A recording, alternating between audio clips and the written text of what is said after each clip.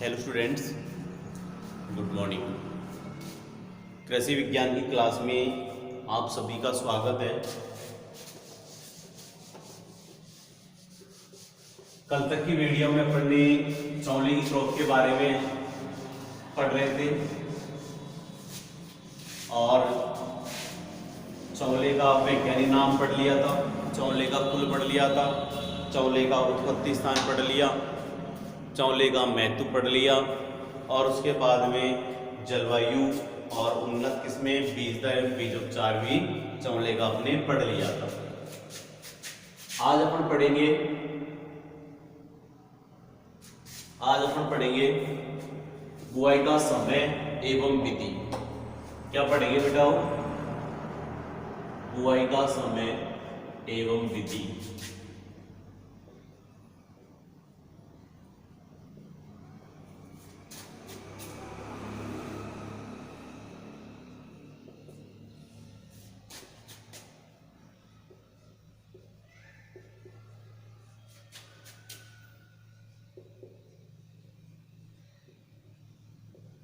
बुआई का समय एवं विधि, इसके बारे में अपन पढ़ेंगे। लिखो बुआई का समय एवं विधि। बुआई का समय एवं विधि। जो चौला की बुआई है वो हमें कब कर देनी चाहिए? जैसे वर्षा ऋतु प्रारंभ हो उसके तुरंत बाद हमें चौले की बुआई कर देनी चाहिए, यानी 30 जुलाई तक चौला की क्या कर देनी चाहिए? बुआई कर देनी चाहिए। जिसमें कतार से कतार की दूरी क्या होनी चाहिए? 30 सेंटीमीटर और पौधे से पौधे की दूरी क्या होनी चाहिए? 10 सेंटीमीटर। देखो बेटा, चौला की बुआई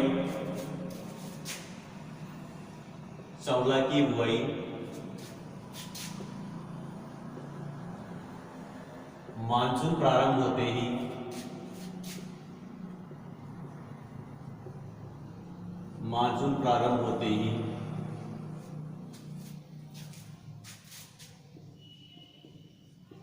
कर देनी चाहिए, यानी जैसे हमारा मानसून प्रारंभ हो वैसे हमें क्या कर देनी चाहिए? चौला की बुआई कर देनी चाहिए। होते ही मानसून प्रारंभ होते ही 30 जुलाई तक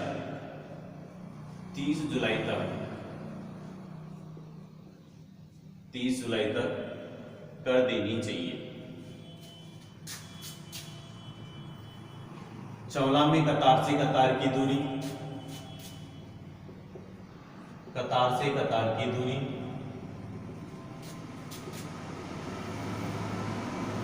चौला में कतार से कतार की दूरी 30 सेंटीमीटर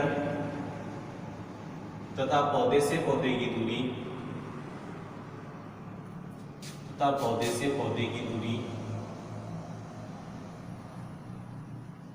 10 सेंटीमीटर रखी जाती है।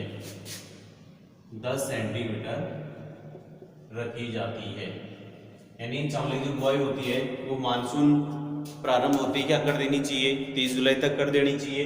जिसमें चौला की कतार से कतार की दूरी क्या है? 30 सेंटीमीटर और पौधे से पौधे की दूरी क्या है? 10 सेंटीमीटर हमें रखनी चाहिए। अब पढ़ेंगे इसकी खाद एवं उर्वरक।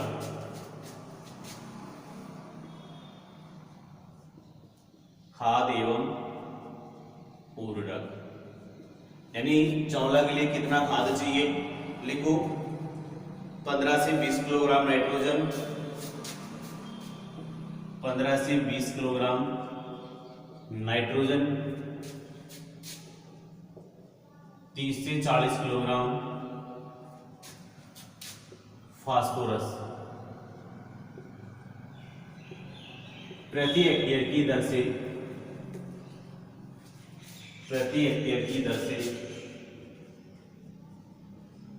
देनी चाहिए,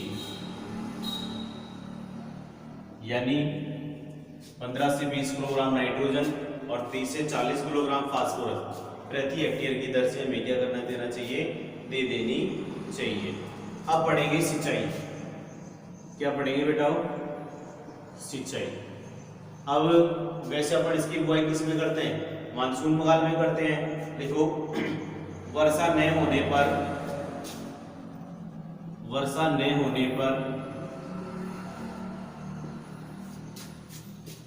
15 से 20 दिन के अंतराल पर 15 से 20 दिन के अंतराल पर 2 से 3 सिंचाई कर देनी चाहिए। 15 से 20 दिन के अंतराल पर 2 से 3 सिंचाई कर देनी चाहिए। यानी जैसे ही वर्षा हो उसके कितने दिन के अंतराल पे, यानी वर्षा होने के कितने दिन के अंतराल पर, वर्षा न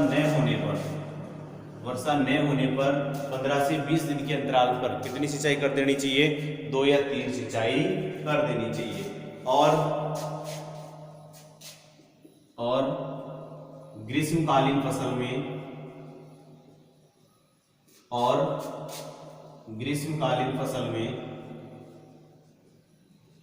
8 से 10 दिन के अंतराल पर 8 से 10 दिन के अंतराल पर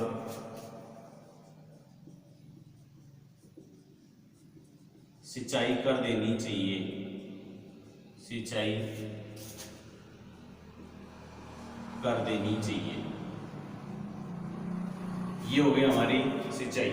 यानी वर्षा न होने पे तो 15 से 20 दिन के अंतराल पे 2-3 सिंचाई कर दो, और जैसे ही जो ग्रीष्मकाल होते हैं उसमें कितने दिन के अंतराल पे, 8 से 10 दिन के अंतराल पर हमें क्या कर देनी चाहिए?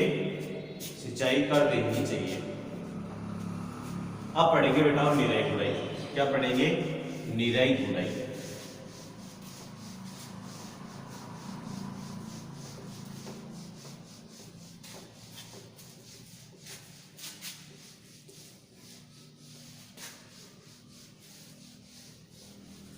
अब निराई गुड़ाई में क्या करेंगे? यानी जैसे ही बुआई करेंगे उसके कितने दिन बाद, 25 से 30 दिन बाद निराई गुड़ाई करके खरपतवारों को निकाल देंगे। और जहाँ रासायनिक खरपतवार का नियंत्रण, जहाँ पे निराई गुड़ाई कर पाना संभव नहीं होता है, उस स्थिति में क्या करना है? रासायनिक खरपतवार नियंत्रण कर देना है। और उसके लिए क्या आती है? बेसालिन नाम की एक दवा आती है, जिसकी 1 kg मात्रा 1000 लीटर पानी में घोल के प्रति हेक्टेयर की दर से क्या कर देना चाहिए? छिड़काव कर देना चाहिए। अब लिखो निराई गुड़ाई। निराई गुड़ाई लिखो। फसल की बुआई के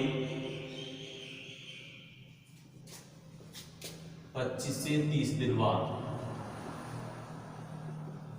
फसल की बुआई के 25 से 30 दिन बाद निराई गुड़ाई करके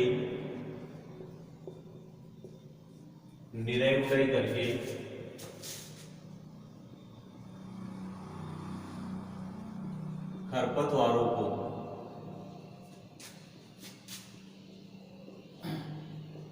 निकाल देना चाहिए। खरपतवारों को निकाल देना चाहिए। यानी फसल की बुआई कितने दिन बाद? 25 से 30 दिन बाद निराई गुड़ाई करेंगे और खरपतवारों को निकाल देंगे। रासायनिक खरपतवार नियंत्रण के लिए रासायनिक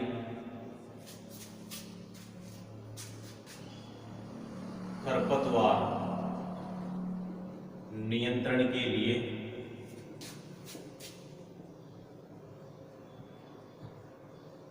बेसालिन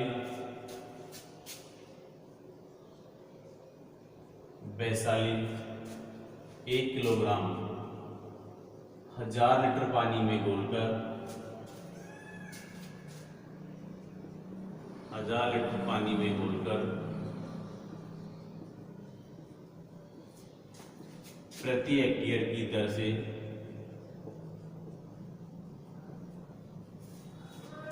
छिड़काव कर देना चाहिए।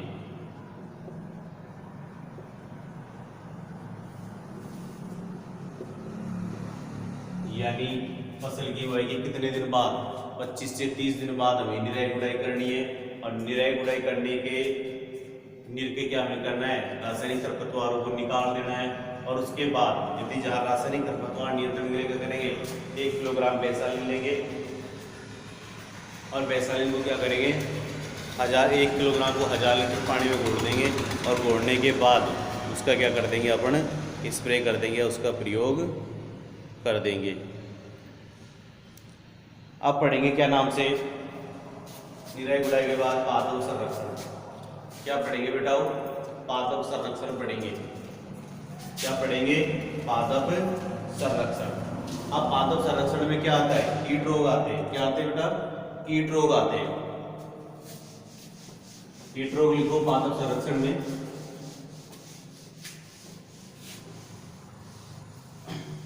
कीट रोग लिखो।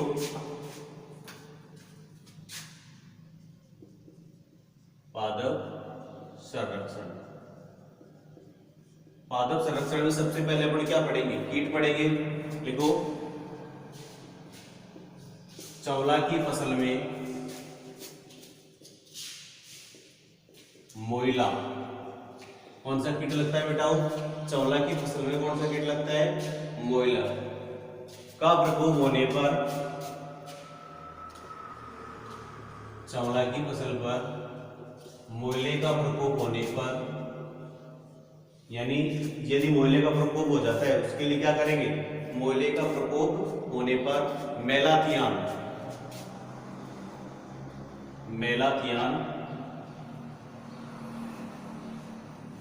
यानी मेलाथियान क्या आती है? कीटनाशी आती है। मेलाथियान 1 लीटर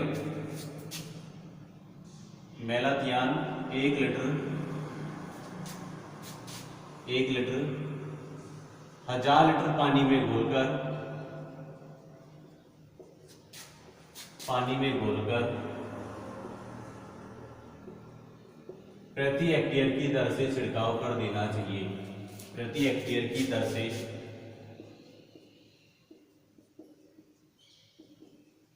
छिड़काव कर देना चाहिए।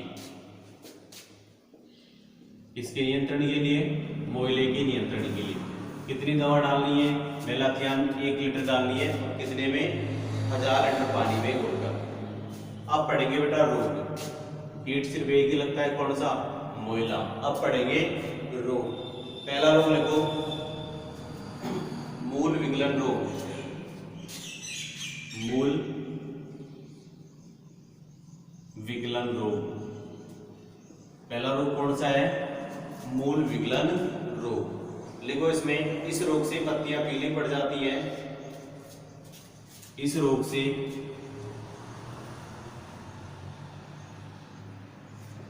पत्तियां पीली पड़ जाती हैं।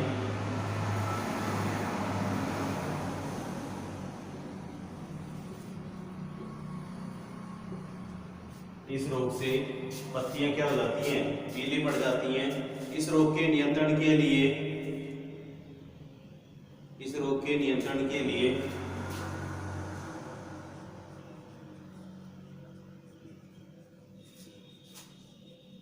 इस रोग के नियंत्रण के लिए इस रोग के नियंत्रण के लिए क्विंटाजीन 8 किलोग्राम प्रति हेक्टेयर की दर से, इस रोग के नियंत्रण के लिए बावस्टीन, इस रोग के नियंत्रण के लिए बावस्टीन का प्रयोग करना चाहिए। बावस्टीन का प्रयोग करना चाहिए। मूल विगलन के रोग के बाद में पढ़ेंगे अपन चूर्णी फफूंद रोग। क्या पढ़ेंगे बेटा? चूर्णी फफूंद रोग।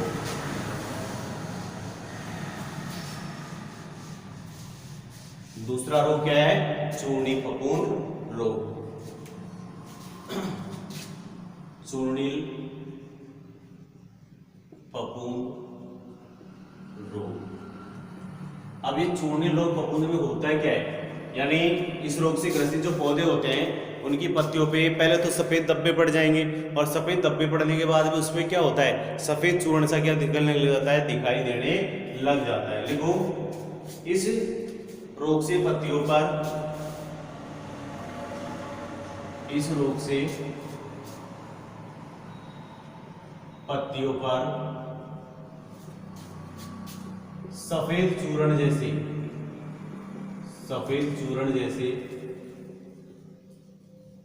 कैसे सफेद चूर्ण जैसे धब्बे बन जाते हैं। धब्बे बन जाते हैं। यानी कैसे धब्बे बढ़ जाएंगे? सफेद चूर्ण के जैसे क्या बढ़ जाएंगे? धब्बे बढ़ जाएंगे। इस रोग की रोकथाम के लिए, इस रोग की रोकथाम के लिए इस रोग की रोकथाम के लिए गंधक या केरातिन, गंधक या केरातिन का प्रयोग करना चाहिए, का प्रयोग करना चाहिए।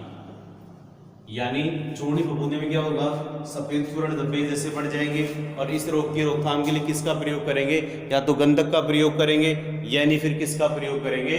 केरातिन नाम की दवा आती है उसका प्रयोग करेंगे। अब पढ़ेंगे इसकी कटाई एवं मंडाई। क्या पढ़ेंगे? कटाई व मंडाई, यानी इसकी कटाई व मंडाई क्या होगा? देखो, चौला की फसल 70 से 100 दिन में, चौला की फसल 70 से 100 दिन में पककर तैयार हो जाती है, पककर तैयार हो जाती है। यानी कितने दिन में फसल पक के तैयार हो जाती है? 70 से 100 दिन में ये फसल पक कर क्या हो जाती है? तैयार हो जाती है। जब 70 से 80%, जब 70 से 80% फलियां पककर तैयार हो जाती हैं, तब फसल की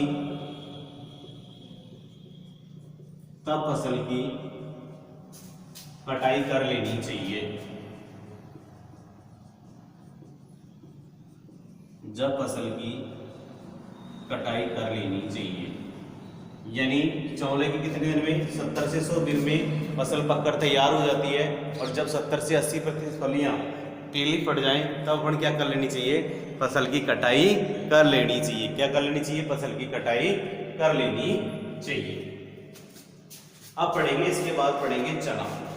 ये हमारी चौले की क्रॉप कंप्लीट हो गई है। अब आगे पढ़ेंगे अपन चना। चने का वैज्ञानिक नाम कौन बताएगा बेटा? चने का वैज्ञानिक नाम होता है साइसर एरिटिनम। क्या होता है बेटा? साइसर एरिटिनम। और इसका जो कुल है वो क्या है? फैबेसी है। और उत्पत्ति स्थान की बात करें तो उत्पत्ति स्थान भी क्या है इसका? ओरिजिन है इसका भारत। क्या हो बेटा चना का ओरिजिन? भारत। हेडिंग डाल लो चना, चना। इसका सबसे पहले लिखेंगे वैज्ञानिक नाम, वैज्ञानिक नाम। चने का वैज्ञानिक नाम होता है साइसर एरिटिनम, साइसर एरिटिनम। इसका जो कुल होता है वो होता है फैबेसी। और उत्पत्ति स्थान की बात करें तो वो है भारत। उत्पत्ति स्थान क्या है? भारत। चने का वैज्ञानिक नाम साइसर एरिटिनम, कुल क्या है इसका? फैबेसी। और उत्पत्ति स्थान की बात करें तो क्या है बेटा? वो भारत। अब पढ़ेंगे अपन चने का महत्व, कि चने का महत्व क्या है। जो चने की फसल को कौन सी ऋतु में उगाया जाता है बेटा? रबी की ऋतु में उगाया जाता है। जिस टाइम पर गेहूं सरसों वगैरह उगाते हैं ना, उस टाइम किसको उगाया जाता है? चने को उगाया जाता है। लगभग 70% चना हमारे भारत में उगाया जाता है विश्व का। कितने प्रतिशत चना? 70% चना। चने के अंदर कितने प्रतिशत प्रोटीन पाई जाती है? 21% प्रोटीन पाई जाती है। कितने प्रतिशत? 21% प्रोटीन पाई जाती है। चने का उपयोग अपन दाल के रूप में भी कर लेते हैं, यानी बेसन वगैरह बना के पकौड़ी वगैरह बनाने में भी काम में लेते हैं, नमकीन में भी काम में लेते हैं। यानी बहुत सारे इसके वो बनाए जाते हैं, खाद्य पदार्थ बनाए जाते हैं। किसके? चने के। इसको अपन चोकर वगैरह बना के पशुओं को देने के भी काम में लेते हैं चने का उपयोग। अब डालो चने का उपयोग या महत्व। चने का महत्व, कि चने का महत्व क्या है। देखो बेटा, चना रबी ऋतु की फसल में चना रबी ऋतु की फसल है। चना रबी ऋतु की फसल है। कौन सी ऋतु की फसल है? यानी कहने का मतलब ये एक ही दलहनी क्षेत्रों पर इसको किसमें उगाया जाता है? रबी ऋतु के अंदर उगाया जाता है। विश्व के कुल उत्पादन का कितने का? विश्व के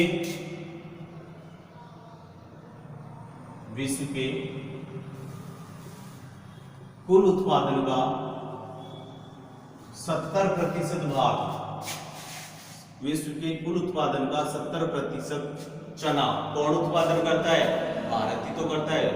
70% भारत में उगता है। कुल उत्पादन का 70% चना भारत में उगाया जाता है।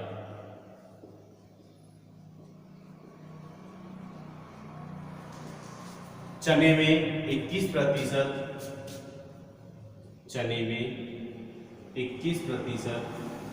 प्रोटीन पाई जाती है। चने में 21% प्रोटीन पाई जाती है। कितनी प्रतिशत प्रोटीन पाई जाती है बेटा?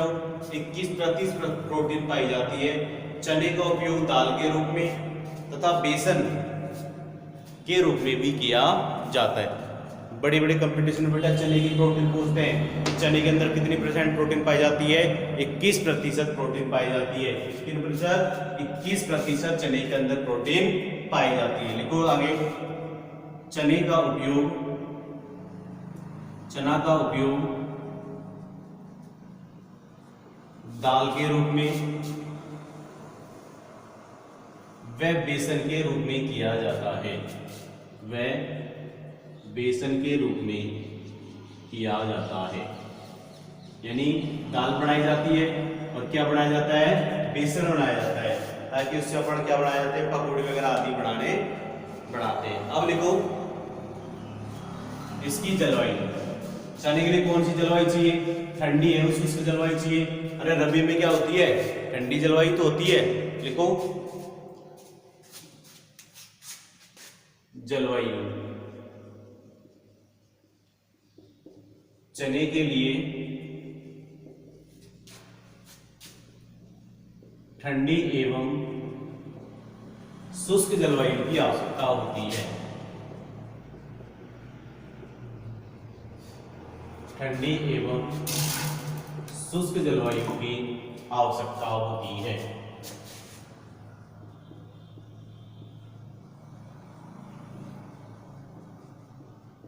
नीचे वाला मिटा देता हूं बेटा मैं तो।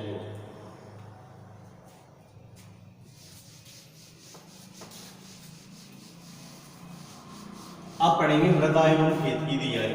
यानी चने के लिए कौन सी मृदा चाहिए? मृदा एवं खेत की तैयारी। मृदा एवं खेत की तैयारी यानी चने के लिए जल निकास युक्त या तो दोमट या बलुई दोमट मृदा, हल्की दोमट या दोमट मृदा क्या मानी जाती है? उपयुक्त मानी जाती है। और हमेशा इस मृदा को हर कंपटीशन में पूछा जाता है कि कौन सी मृदा चाहिए? हल्की दोमट या दोमट मृदा। जो ढेलेदार मृदा होनी चाहिए। कैसी मृदा होनी चाहिए? छोटे छोटे ढेलेदार मृदा होनी चाहिए। देखो चने के लिए जल निकास युक्त, चने के लिए जल निकास युक्त, चने के लिए जल निकास युक्त हल्की दोमट या दोमट मृदा, हल्की दोमट या दोमट मृदा सर्वोत्तम मानी जाती है। सर्वोत्तम मानी जाती है। यानी चने के लिए जल निकास युक्त हल्की दोमट या दोमट मृदा क्या मानी जाती है बेटाओ? सर्वोत्तम मानी जाती है। फसल को दीमक से बचाने के लिए, आगे लिखो, फसल को दीमक से बचाने के लिए दीमक से बचाने के लिए, फसल को किससे बचाने के लिए, दीमक से बचाने के लिए कौन सी दवा डालनी है हमें, मेलाथियान मिथाइल पैराथियान डालनी है बचाने के लिए। अंतिम जुलाई के समय में बचाने के लिए मिथाइल पैराथियान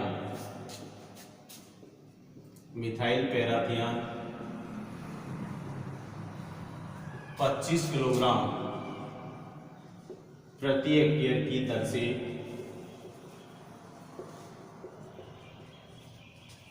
प्रयोग कर देना चाहिए, प्रयोग कर देना चाहिए। यानी चने के लिए कौन सी मृदा चाहिए, चने की खेती के लिए जल विकास युक्त हल्की दोमट या दोमट मृदा की आवश्यकता होती है, और दीमक के रोकथाम के लिए किसका, मिथाइल पैराथियान का। मिथाइल पैराथियान 25 केजी प्रति हेक्टेयर की दर से हमें क्या कर देना चाहिए, प्रयोग कर देना चाहिए। क्या कर देना चाहिए बेटा, प्रयोग कर देना चाहिए। रही बात खेत की तैयारी, खेत की तैयारी मैंने बता रखी है कि 1 जुताई मिट्टी पलटने वाले हल से, 2 या 3 जुताई देसी हल या हैरो या कल्टीवेटर से करके, अंतिम जुताई के साथ क्या लगाना है, पाटा लगाना है और मृदा को भुरभुरा करके समतल बनाना है। मिटा देता हूँ बेटा। इसके बाद पढ़ेंगे उन्नत किस्में।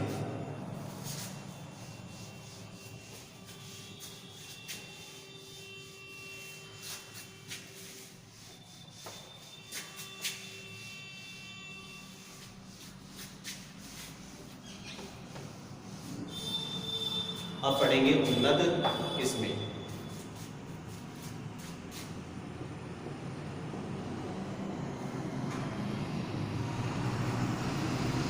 उन्नत किस्में लिखो इसकी, सम्राट, वरदान, प्रताप, सम्राट, वरदान, प्रताप, सम्राट, वरदान, Pratap, Pusa 209, RS 10, RS 11, Pusa 209, RS 10 और RS 11 आदि। यानी सम्राट, वरदान, प्रताप, पूसा 209, RS 10 और RS 11। अब पढ़ेंगे बीज दर एवं बीजोपचार। बीज दर एवं बीजोपचार, यानी चने के लिए कितने बीज की आवश्यकता होती है। चने के लिए प्रति हेक्टेयर 60 से 80 किलोग्राम बीज प्रति हेक्टेयर क्या होता है बेटा, पर्याप्त होता है। लिखो, चने की देसी किस्मों की बुआई के लिए, चने की देसी किस्मों की बुआई के लिए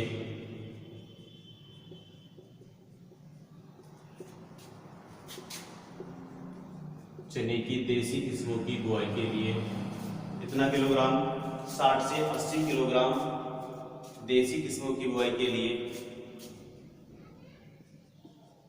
60 से 80 किलोग्राम बीज प्रति हेक्टेयर पर्याप्त होता है। प्रति हेक्टेयर यानी कहने का मतलब 1 हेक्टेयर के लिए चने के लिए कितना बीज चाहिए, 60 से 80 किलोग्राम बीज। कितना चाहिए बेटा, 60 से 80 किलोग्राम बीज प्रति हेक्टेयर पर्याप्त होता है। जिस खेत में जड़गलन व उकटा रोग होता है, आगे लिखो, जिस खेत में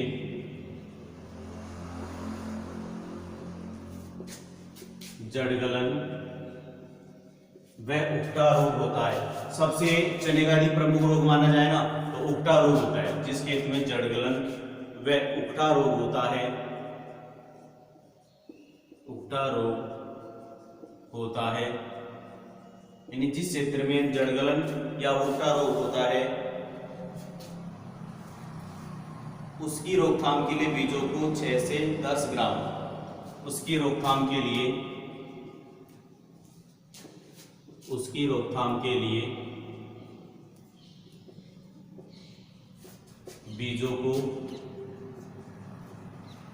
कितने ग्राम, 8 से 10 किलोग्राम ट्राइकोडर्मा, 6 से 10 ग्राम, 6 से 10 ग्राम ट्राइकोडर्मा प्रति किलो बीज की दर से, प्रति किलो बीज की दर से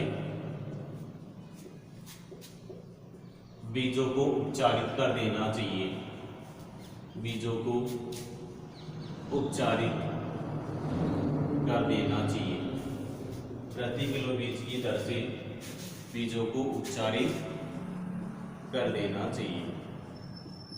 यानी बीज दर बीज उपचार में चने के लिए कितना बीज प्रति हेक्टेयर पर्याप्त होता है? 60 से 80 किलोग्राम। और जिस क्षेत्र, यदि आपको मैं बताऊं कि चने का प्रमुख रोग कौन सा है, तो कौन सा है? उकटा रोग होता है। जिस क्षेत्र में उकटा रोग और जड़ गलन की समस्या रहती है, उस क्षेत्र में बीजों की बुआई करने से पूर्व बीजों को 6 से 8 ग्राम या 6 से 10 ग्राम ट्राइकोडर्मा प्रति किलो बीज की दर से उपचारित करके हमें क्या कर देना चाहिए? बुआई कर देनी चाहिए। आज की वीडियो में बेटा इतनी चर्चा कर लेंगे, और बची हुई जो चने की क्रॉप है वो अगली वीडियो में अपन चर्चा करेंगे। धन्यवाद।